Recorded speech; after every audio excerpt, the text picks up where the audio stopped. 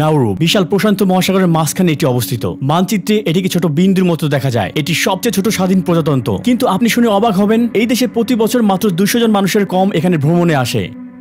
নাদি থেকে নাউরুতে যাওয়ার ফ্লাইটে 75% আসন খালি থাকা সত্ত্বেও সেখানে পৌঁছতে 4 ঘন্টা 30 মিনিট সময় লেগেছে এবং অবশেষে আমরা 48 ঘন্টার অন্তহীন যাত্রা শেষ করলাম। এটি বিশ্বের সবচেয়ে কম পরিদর্শিত দেশ এবং খুব কাছাকাছি দেশগুলো এখান থেকে হাজার হাজার কিলোমিটার দূরে। দ্বীপে পা রাখার পর আমাকে পরবর্তী ফ্লাইটটি ছাড়ার জন্য অপেক্ষা করতে হবে, যা প্রায় 1 সপ্তাহ পরে পাওয়া যাবে। নাউরু বৃহৎ প্রবল প্রাচীর দ্বারা বেষ্টিত, আর এগুলো বড় বড় জাহাজগুলোকে উপকূলে আসতে বাধা দেয়। একসময় এই বিচ্ছিন্ন দ্বীপে স্থানীয় অধিবাসীদের এত বেশি সম্পদ ছিল যে তারা এই সম্পদ দিয়ে কি করবে তা নিজেরাও জানতো না। 1975 সালে ফসফেট আবিষ্কারের পর তারা ধনী পথে যাত্রা শুরু করে এবং তারা সর্বোচ্চ জিডিপি আয়ের দেশে পরিণত হয়। যাই হোক, বর্তমানে এই ধ্বংসপ্রাপ্ত জমিতে কোনো ফল বা সবজির চাষ হয় না। প্রক্রিয়াজাত খাবারই এখানের একমাত্র উপায়। বিশ্বের ওবেসিটি ফেডারেশনের মতে নাউরুতে ওবেসিটি হার সবচেয়ে বেশি। এই দেশের 60% মানুষের অতিরিক্ত ওজন রয়েছে। এছাড়াও বিশ্বের স্বাস্থ্য সংস্থার তথ্য মতে নাউরুতে সিগারেট সেবনের হারও বিশ্বের সর্বোচ্চ পরিমাণে। বিদেশি গণমাধ্যমকে দেশ থেকে দূরে রাখার ক্ষেত্রে সরকারের প্রচেষ্টা খুব সুস্পষ্ট। আপনি দ্বীপের আকাশ থেকে তোলা ছবিতে কিছু অদ্ভুত জিনিস লক্ষ্য করতে পারেন। নাউরুকে যে কারণে গোপন করার চেষ্টা করা হয়েছে সেই সত্য উদ্ঘাটন করা সহজ হবে না। আমি এখন ইয়ারেন অঞ্চলে রয়েছি। রানওয়ে এলাকা এবং ড্রাইভওয়ে এলাকা পাশাপাশি অবস্থিত হয়। এখানে প্রায় বিমানের জন্য গাড়িগুলোকে আটকে দেওয়া হয়। বিমান অবতরণ এবং উড্ডয়নের সময় পথচারীদেরকে সতর্ক করা হয়। এর কারণ এই দেশটি এতটাই ছোট যে স্ট্রিপ আকারের বিমানবন্দরটি দ্বীপের সমগ্র দক্ষিণ এবং পশ্চিম উপকূল জুড়ে বিস্তৃত রয়েছে। দেখতেই পাচ্ছেন, এটা হচ্ছে বিমানবন্দরের বেষ্টনী। আমি যদি এটার ভিতরে প্রবেশ করতে চাই তাহলে খুব সহজে লাফ দিয়ে সেখানে যেতে পারি। এই দ্বীপের মোট এলাকা মাত্র 21 বর্গ কিলোমিটার। একটি গাড়িতে পুরো দেশটি ঘুরতে সর্বোচ্চ 20 মিনিট সময় লাগে এবং যাত্রা শেষে গাড়িটি তার গন্তব্যে ফিরে আসে, কারণ পুরো দ্বীপটি জুড়ে একটি মাত্র রিং রোড রয়েছে। এখানে পুলিশ সবসময় টহল দেয়। যেহেতু আমি অহেতুক দৃষ্টি আকর্ষণ করতে চাই না, আমি দেশের একমাত্র পর্যটন সংস্থার সাথে যোগাযোগ করি এবং একজন গাইডের সাথে দ্বীপটি দেখার সিদ্ধান্ত গ্রহণ করি। এজেন্সির মতে এখানে প্রতি মাসে মাত্র 1 থেকে 2 জন পর্যটক ভ্রমণে আসে। সুতরাং ইন্টারনেটে উল্লিখিত সংখ্যাগুলোর তুলনায় প্রকৃত সংখ্যা আসলেই অনেক কম। আপনি আপনার অবসর সময় এখানে কি করেন? ভলিবল। অবসর সময় আপনি এই দ্বীপে কি করেন? আমাদের যা যা করতে মন চায়, যেমন মাছ ধরা, ঘুমানো আর খাওয়া দাওয়া। কোন খাবার বেশি খান? চীনা খাবার। 1 2 3 1 2 3। এখান থেকে দূর হয়ে যাও বৎস।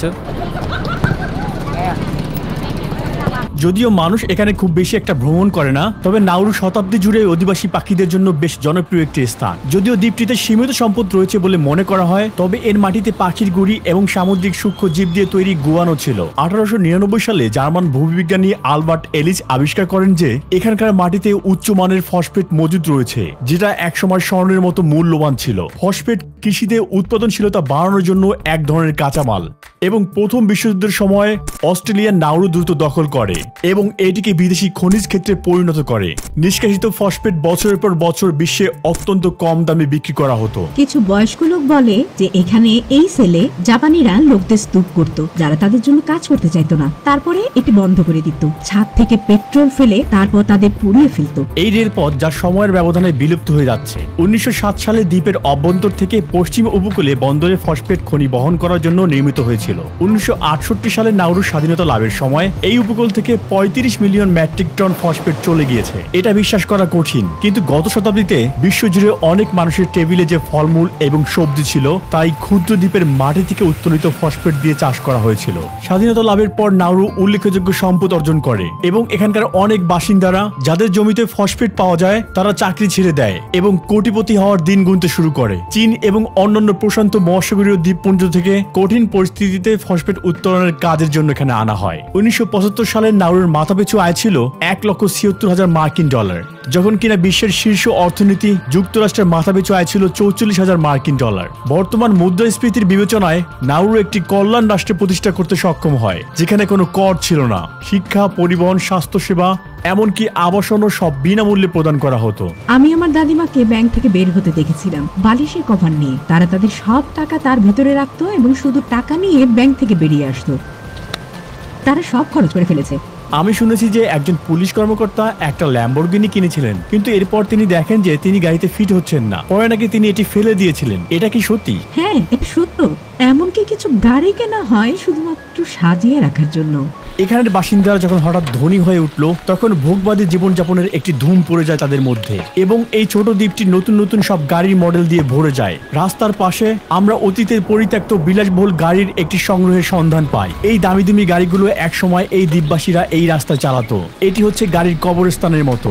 গাড়ির উপরে পড়া মডিসার স্তর ইঙ্গিত দেয় যে সুসময় চিরস্থায়ী হয় না। আমি এখানে আসার পরপরই স্থানীয়রা এখানে থাকা পিটবুল কুকুরের বিষয়ে সতর্ক করে দিচ্ছে। এক সময় এই যাত্রী খুব জনপ্রিয় ছিল। দ্বীপবাসীরা কুকুরগুলো কেনা শুরু করে এবং এক সময় এগুলোকে রাস্তায় ছেড়ে দেয়। আরো অনেক প্রাণী যেগুলো মূলত নাউরুতে ছিল না, তাদেরকেও এখানে এক সময় আনা হতো। বিড়াল, মুরগি এবং শুয়োরের মতো প্রাণী, এদের সাথে মূলত এই দ্বীপবাসীরা খুব সম্প্রতি সময়ে পরিচিত হতে পেরেছে। খনিতে কাজ করা লোকেরা যখন এই গাছগুলোকে কেটে ফেলে এবং উর্বর মাটি খনন করে, তখন সকল জীবন্ত প্রাণী ক্ষতিগ্রস্ত হয় এবং এখানকার বাসিন্দারা ভয়াবহ সমস্যার সম্মুখীন হচ্ছে। নাউরুর ভূখণ্ড গর্ত দ্বারা বেষ্টিত। কিছু 49 ফুট গভীর চুনাপাথরের পর্বত দ্বীপের কেন্দ্র থেকে উপকূলবর্তী এলাকায় বিস্তৃত। উচ্চমাত্রার অলমতাযুক্ত এই জমিতে কোনো কৃষিজাত পণ্য চাষ করা যায় না। এখানকার বাসিন্দারা নিজেদের জীবন ধারণ চালিয়ে যেতে অস্ট্রেলিয়া থেকে আমদানি করা প্রকৃতিজাত খাবারের উপর সবসময় নির্ভর করে থাকে। নাউরু জনগণের গড় আয়ু 64 বছর। নিম্নমানের খাবারের কারণে বছরের পর বছর এই দেশটি ওবেসিটিতে শিরোপা ধরে রাখছে। এই দেশটি যখন 150 বছর আগে পশ্চিমাদের দ্বারা আবিষ্কৃত হয়নি, তখন তারা স্বনির্ভর ছিল, কিন্তু এখন সব আমদানি করতে হয়। এখানে 97% পুরুষ এবং 94% নারীর শরীরের ওজন অতিরিক্ত। এখানে স্থূলতার সমস্যা মহামারীতে পরিণত হয়েছে। এটি সর্বত্রই, রাস্তায়, রেস্টুরেন্টে, বাজারে, সর্বত্র আমি মানুষকে অতিরিক্ত ওজনের সাথে লড়াই করতে দেখেছি। এছাড়াও এখানকার 45% মানুষ ডায়াবেটিসে ভুগছে। অঙ্গচ্ছেদ খুব সাধারণ একটি ব্যাপার। পুরো দেশে সচেতনতার ব্যানার রয়েছে। আপনারা দেখতে পাচ্ছেন দোকানের তাকগুলো ফাঁকা। এখানে প্রতি 6 সপ্তাহ অন্তর পণ্য আমদানি করা হয়। এই দ্বীপে ভাজা ফল এবং সবজি পাওয়া বিলাসবহুল ব্যাপার। একটি ফুলকপির দাম 1257 টাকা এবং একটি তরমুজের দাম 4261 টাকা। অনেক বাসিন্দা মাংস জাতীয় পণ্য খেতে পছন্দ করেন, যা পশ্চিমা দেশগুলো তাদের নিজেদের কাছে বিক্রি করতে পারে না এবং পরবর্তীতে নাউরিয়ানদের কাছে টার্কি টেল হিসেবে বাজারজাত করে। এই অংশটি, যা 75% চর্বি দ্বারা গঠিত, এটি মোটেও পুষ্টিকর নয়। এখানে ফসফেট খননের আরেকটি অসুবিধা হচ্ছে বাসস্থানের অভাব। এই ধ্বংসযজ্ঞ নাউরির 80% মানুষকে বসবাসের অযোগ্য করে তুলেছে। আনুমানিক 14,000 বাসিন্দা মাত্র 4 বর্গ কিলোমিটার বা 1.5 বর্গ মাইল উপকূলীয় এলাকায় সীমাবদ্ধ হয়ে পড়েছে। এই জায়গাটিকে বলা হয় বুয়াডা লাগুন। এখানে উদ্ভিদ রয়েছে এবং এটি অতীতের কথা মনে করিয়ে দেয়। নাউরু এক সময় এই উদ্ভিদে ভরা ছিল, কিন্তু এখন এসব অদৃশ্য হয়ে গিয়েছে। এখানে আপনি এখনো কলা, পান্ডানাস এবং আনারস গাছ দেখতে পাবেন। মূর্তির মতো দাঁড়িয়ে আছে নাউরুর উপকূলবর্তী প্রবাল পাথর, যেগুলোর উচ্চতা 5 মিটার থেকে 16 ফুট পর্যন্ত। উপকূল থেকে সমুদ্রের তলদেশে প্রায় 200 মিটার প্রবাল পাথর দিয়ে আচ্ছাদিত, যা বড় বড় জাহাজগুলোকে উপকূলে আসতে বাধা দেয়। এগুলো সাধারণত মাটির নিচে থাকে এবং সমুদ্রে ভাটা হলে দৃশ্যমান হয়। এগুলোর জন্য এখানে পানিতে শত শত মিটার হেঁটে যাওয়া সম্ভব এবং মাছ শিকার করা সম্ভব। গাছপালা ধ্বংসের কারণে সারা বছর গড় তাপমাত্রা 30 ডিগ্রি সেলসিয়াস বেড়েছে। দ্বীপ মৌসুমী বায়ু দ্বারা প্রভাবিত, বৃষ্টি এবং সময় একসঙ্গে প্রবাহিত হচ্ছে। এখানে কোনো নদী না থাকায় বাসিন্দাদের নানা সমস্যায় ভুগতে হচ্ছে। এখানকার মানুষ পরিষ্কার মিঠা পানির সংকটে রয়েছে। দেশটি এই ডিস্যালিনেশন প্ল্যান্টগুলো ব্যবহার করে সমুদ্রের পানি থেকে প্রায় দৈনিক গড়ে 2 মিলিয়ন লিটার পানি উৎপাদন করে থাকে। এখানে মোকুয়া ওয়েল নামে একটি ভূগর্ভস্থ হ্রদ রয়েছে। স্থানীয় বাসিন্দাদের সাহায্য ছাড়া এই গুহার প্রবেশপথ খুঁজে পাওয়া একটি চ্যালেঞ্জিং ব্যাপার, কারণ এই প্রবেশপথটি বেশ সরু। যুদ্ধের সময় নাউরিয়ানরা এই স্থানটি আশ্রয়স্থল এবং পানীয় জল সংগ্রহের জন্য ব্যবহার করত। এটি এখন ক্যান এবং কাঁচের টুকরা দিয়ে ভর্তি। এই পানি আর ব্যবহার করার জন্য উপযোগী নয়। নাউরুর কোনো অফিসিয়াল রাজধানী নেই, তবে ইয়ারেন জেলায় সকল ইনস্টিটিউশন যেমন পার্লামেন্ট হাউস, দূতাবাস, দেশের একমাত্র পুলিশ স্টেশন, ফায়ার ডিপার্টমেন্ট এবং বিমানবন্দর অবস্থিত। এখানে থাকা মোট 11টি স্কুলের মধ্যে 3টি হাই স্কুল এবং একটি স্টেট বিশ্ববিদ্যালয়। এই দ্বীপে প্রায় সবাই ইংরেজিতে কথা বলতে পারে, তবে স্থানীয়রা প্রথম ভাষা হিসেবে নাউরিয়ান ভাষা বেছে নিয়েছে। উদাহরণস্বরূপ, দেশটির নাম নাউরু, এই শব্দের অর্থ আমি সমুদ্রে যাই। আপনারা কিভাবে হ্যালো বলেন? আর আপনি কেমন আছেন? আমি এখানকার পার্লামেন্ট অর্থাৎ সংসদ ভবনে এসেছি। প্রত্যাশিত আনুষ্ঠানিক পরিবেশের বিপরীতে এটি দ্বীপের স্বচ্ছন্দ পরিবেশকে প্রতিফলিত করে। কোনো নিরাপত্তা নেই। 1970-এর দশকে নাউরু সরকার বুঝতে পেরেছিল যে তাদের ফসফেট মজুদ শেষ হয়ে যাচ্ছে। এরপরে তারা বিদেশি সম্পত্তিতে বিনিয়োগ শুরু করে। যার মধ্যে রয়েছে মেলবোর্নের নাউরু হাউস, হাওয়াইয়ের নাউরু টাওয়ার, গুয়ামের প্যাসিফিক স্টার হোটেল, ওয়াশিংটনের Pacific House, visit the Grand Pacific Hotel এবং এরকম অনেক কিছু। যাই হোক, দুর্নীতি এবং অব্যবস্থাপনা 1990 দশকে সরকারকে প্রতি বছর কোটি কোটি ডলারের ঘাটতিতে ফেলে এবং ফসফেট থেকে উদ্বুদ্ধ সম্পদ খুব শীঘ্রই শেষ হতে শুরু করে। রাষ্ট্রের কল্যাণ ধরে রাখার জন্য দেশটির সরকার ড্রাগ কার্টেল, রাশিয়ার মাফিয়া এবং আল কায়দার মতো সংগঠনের সাথে অর্থ পাচারের কেলেঙ্কারিতে জড়িয়ে পড়ে। নাউরু 400টির বেশি বিদেশি ব্যাংকে লাইসেন্স প্রদান করেছে এবং সেটি এমন একটি অবস্থার অধীনে যেখানে শাখা প্রতিষ্ঠানের প্রয়োজন হয় না, এবং সেই সময়ের মধ্যে শুধু রাশিয়ার মাফিয়া নাউরুর বিভিন্ন ব্যাংকগুলোর মাধ্যমে প্রায় 70 মিলিয়ন মার্কিন ডলারের বেশি অর্থ পাচার করে। এরপরে আন্তর্জাতিক চাপের ফলে দেশটির অবৈধ ব্যাংকিং কার্যক্রম বন্ধ হয়ে যায় এবং 2004 সাল থেকে নগদ ভিত্তিক অর্থনীতি ব্যবহার করতে বাধ্য করা হয়েছে। অস্ট্রেলিয়ান ডলার হলো নাউরুর অফিসিয়াল মুদ্রা। দেশটির একমাত্র এটিএমেও এখন টাকা নেই। অর্থ পাচার রোধ প্রচেষ্টার পর বর্তমানে দেশটিতে অস্ট্রেলিয়ার মাত্র একটি ব্যাংক পরিচালিত হয়। 2000 সালে এসে ফসফেট মজুদ একেবারে শেষ হয়ে যায়। ফসফেট রপ্তানি তার স্বর্ণযুগের তুলনায় মাত্র 1% নেমে আসে। এরপরে দেশটির কেন্দ্রীয় ব্যাংক দেউলিয়া হয়ে যায় এবং বিদেশে এর সম্পত্তিগুলো একের পর এক বিক্রি হয়ে যায়। আমরা টপ সাইডের মধ্য দিয়ে যাওয়ার সময় আমরা খনি খননকারী যন্ত্রগুলো দেখেছি। দেশটি এখনো ক্ষুদ্র পরিসরে ফসফেট উত্তোলন অব্যাহত রেখেছে। যদি তারা আরেকটি ফসফেটের খনি আবিষ্কার করে তাহলে কি তাদের সমর্থন করবেন? আমি শুধু বলবো প্রকৃতিকে একা ছেড়ে দাও, কারণ নারু এখনো মাটি খনন করছে।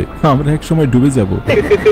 বর্তমানে দেশটির জনসংখ্যার 52% দরিদ্র সীমার নিচে জীবনযাপন করছে এবং তারা গির্জার সহায়তায় বেঁচে থাকার চেষ্টা করছে। দরিদ্র এলাকায় অতিরিক্ত মানসিক চাপ তামাক সেবনের অন্যতম কারণ হয়ে দাঁড়িয়েছে। 2020 সালের তথ্য অনুযায়ী নাউরু বিশ্বের সবচেয়ে ধূমপায়ী দেশ হিসেবে রেকর্ড করেছে।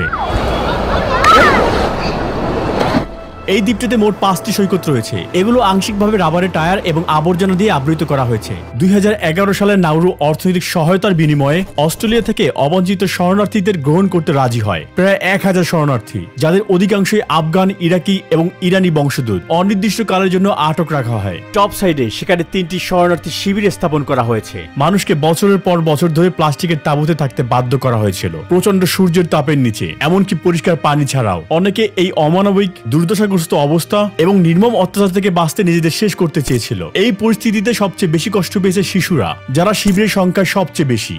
অস্ট্রেলিয়া এই শিবিরগুলোতে গড়ে প্রতি বছর প্রায় 550 মিলিয়ন মার্কিন ডলার খরচ করেছিল। আমি যদি অন্যভাবে বলি, নাউরু সরকার দ্বীপে আটক প্রতিটি শরণার্থীর জন্য 5 লক্ষ মার্কিন ডলার লাভ করেছে। যখন আমি এই এলাকায় যাওয়ার চেষ্টা করেছিলাম, হঠাৎ করে ব্যারিকেড আমার পথের সামনে পড়েছিল। তারা টপ সাইডের 3টি ভিন্ন স্থানে শিবিরগুলোতে যাওয়ার সমস্ত রাস্তা বন্ধ করে দিয়েছিল।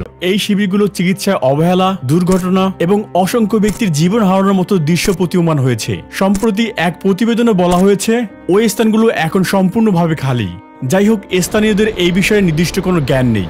বর্তমানে নাউরু কানাডা ভিত্তিক মেটালস কোম্পানির সহযোগিতায় গভীর সমুদ্র খননে জড়িত হওয়ার জন্য দিন গুনছে। তাদের পরিকল্পনা হচ্ছে পলিমেটালিক পথের উত্তোলন করা, যা কেবল প্রতি মিলিয়ন বছরে মাত্র কয়েক মিলিমিটার বৃদ্ধি পায়। ব্যাটারিতে পাওয়া কোবাল্ট, নিকেল এবং ম্যাঙ্গানিজের মতো ধাতু ধারণকারী এই পাথরগুলো নিকট ভবিষ্যতে শক্তির উৎস হবে। বিজ্ঞানীরা সতর্ক করে দিয়েছেন যে এই কার্যক্রমগুলো সামুদ্রিক জীবনকে ঝুঁকিতে ফেলবে, হ্রাস করে দিবে সমুদ্রের কার্বন শোষণের ক্ষমতা এবং দেখা যাবে জলবায়ুর পরিবর্তন। 1960-এর দশকে হঠাৎ করে প্রচুর সম্পদের অধিকারী হওয়ার মায়া এই নতুন প্রজন্মকে কঠোর পরিশ্রমী এবং শিক্ষিত হওয়ার প্রভাব বুঝতে বাধাগ্রস্ত করেছে। সরকার কোনো ভবিষ্যৎ পরিকল্পনা করেনি এবং শেষ করে দিয়েছে দেশটিতে থাকা সমস্ত সম্পদ। প্রয়োজনীয় অনুপ্রেরণা, দক্ষতা এবং জ্ঞান ছাড়া কখনোই এই ক্ষতি থেকে মুক্তি পাওয়া সম্ভব নয়। এই ছোট দ্বীপটি থেকে মানুষের জানা উচিত বিশ্বে কি ঘটতে চলেছে এবং এটিকে শিক্ষা হিসেবে নিয়ে আমাদেরকে এর প্রতিবাদ করা উচিত। মনে রাখবেন, কর্মের ফল আপনি একদিন পাবেন। এই ভিডিওটি দেখার জন্য আপনাদের সবাইকে ধন্যবাদ। আশা করি ভিডিওটি ভ্রমণ পিপাসুদের কাছে ভালো লাগবে।